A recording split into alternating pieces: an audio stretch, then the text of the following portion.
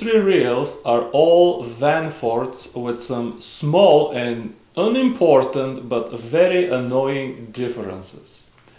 To get from here to here, from the Vanford to the Soare XR, the first difference is, if you look at the handle of the Vanford, it looks kind of old style. It looks like the handle of the old Stradix CI4 Plus.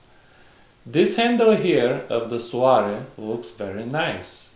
The style is exactly the same as on the Vanquish. It's a nicer looking handle.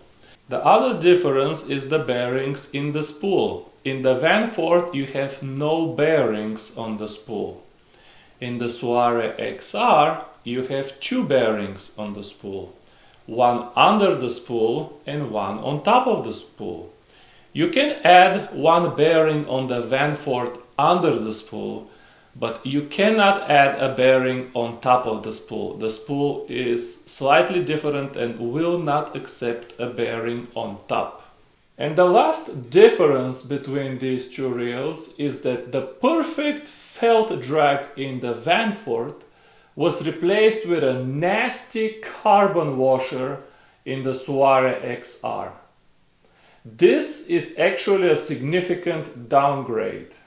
Now, to go from the Soare XR to the Complex XR, it is much easier. There is no difference in handles, no difference in bearings, no difference in seals, washers, nothing other than the paint and the drag knob. Let's say you want to tighten the drag on your Soare XR from loose to tight and it takes you 10 clicks. Okay? Well, you can do the exact same tightening on the Complex XR instead of with 10 clicks with only 5 or 6 clicks. Is this advantage or not? It depends on how fast you need to tighten your drag. Which of these three reels does iFish recommend? Well, iFish recommends matching the color of your rod. So if you have a chrome looking Japanese rod, like my Beleza prototype, go with the Complex XR. If you have a Soare rod or a Daiwa Presso rod, go with the Soare XR, looks very nice. And if you have a Abu Garcia Eradicator or another rod with red accents, go with the Vanford rod. Okay, but what if we don't care about the color of the rod? Well, in that case, buy the Vanford because it is the cheapest. The two bearings on the spool don't do jack squat, so there is no point of paying more money for these two bearings. Okay, but what if we don't care about the colors and we don't even care about the price? Which of the three reels is objectively the best?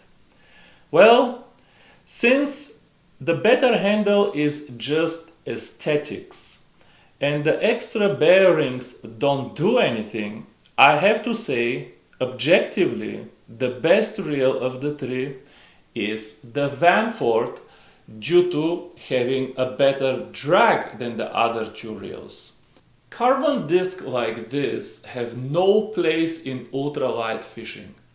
These discs make the drag be sticky at first when you catch a fish. It doesn't pay line right away as you'd expect it, and then once it starts paying line, it goes slipping and surging. It is incredibly annoying for no reason. Carbon does offer some advantages in saltwater fishing, in carp fishing. Even if you say bass fishing, I wouldn't argue with you.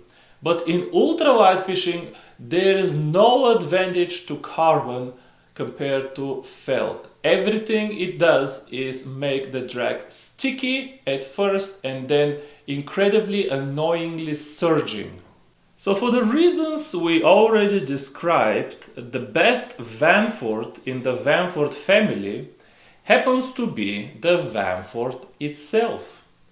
And since it is also the cheapest reel in the family, then it makes no sense whatsoever to buy any of the other Vanfords unless you want to color match your rod. Shoop, sank right away. There ain't nothing wrong with bluegill fishing.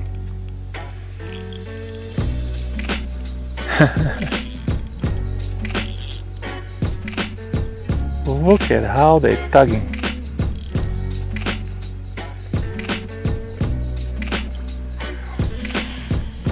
Should we measure this one? Huh? What say you? Why are you always like this?